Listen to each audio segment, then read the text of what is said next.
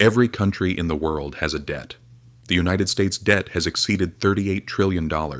This debt is the largest in world history. The European Union follows right behind the US with $14 trillion, and Japan owes nearly $9 trillion. Even petroleum-rich nations like Saudi Arabia and trade giants like Germany and China are deeply in debt. This raises a question: if every country is in debt, who is the debt owed to? This is where things start to get strange, because the world owes money to no one but itself. However, this does not mean that everyone contributes to the world in the same way. Today, global debt has surpassed $315 trillion.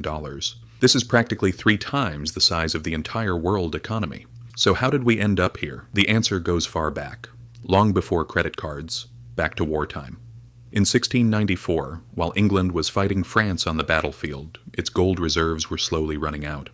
The king borrowed money from merchants. In return, he promised to pay interest to them from his future tax revenues. To manage this system, the Bank of England was founded on July 27, 1694. This was a revolutionary innovation. The state could now use money it did not yet have as if it already belonged to it. This was also the remarkable birth of government bonds, and the modern financial system first began to take shape here. Soon after, France, the Netherlands, and the United States adopted similar methods in their own way.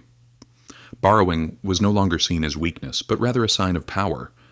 If we return to today, about half of the U.S. debt is actually held by its own people. Banks, pension funds, insurance companies, and even the U.S. Federal Reserve, the Fed, hold these debts. Foreign countries hold roughly $9 trillion. Japan is the largest creditor in the world, followed closely by China. So the phrase "the U.S. owes China" is true, but it's only a small portion of the total debt. Here's how the system really works. The Treasury issues bonds. American banks buy them. The Fed buys them and prints new money.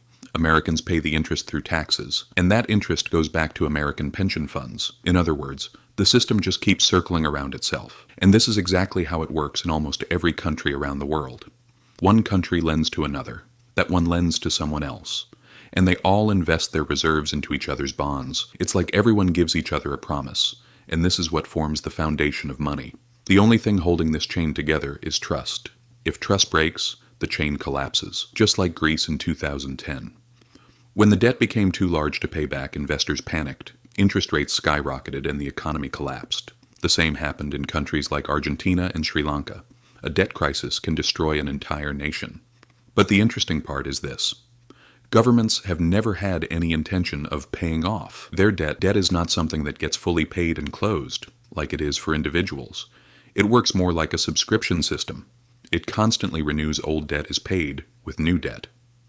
So why do governments do this? Because government debt is considered the safest investment in the world. It is collateral for banks, a safe haven for investors, and a near-currency asset for central banks. If the U.S. tried to pay off all its debt at once, the global financial system would collapse, because those U.S. bonds are used as collateral everywhere in the world.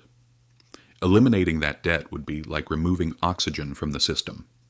This is why politicians saying, "we will eliminate the debt," is never realistic.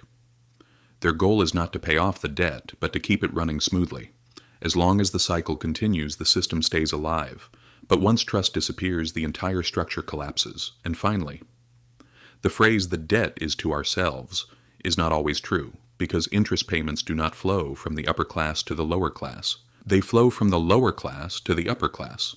In other words, workers and taxpayers pay the debt, while large funds profit from it. This is why as debt grows, inequality grows as well. Debt has become the fuel of the world. But when the belt finally snaps depends entirely on humanity's trust in the system. If you enjoyed the video, don't forget to like and subscribe.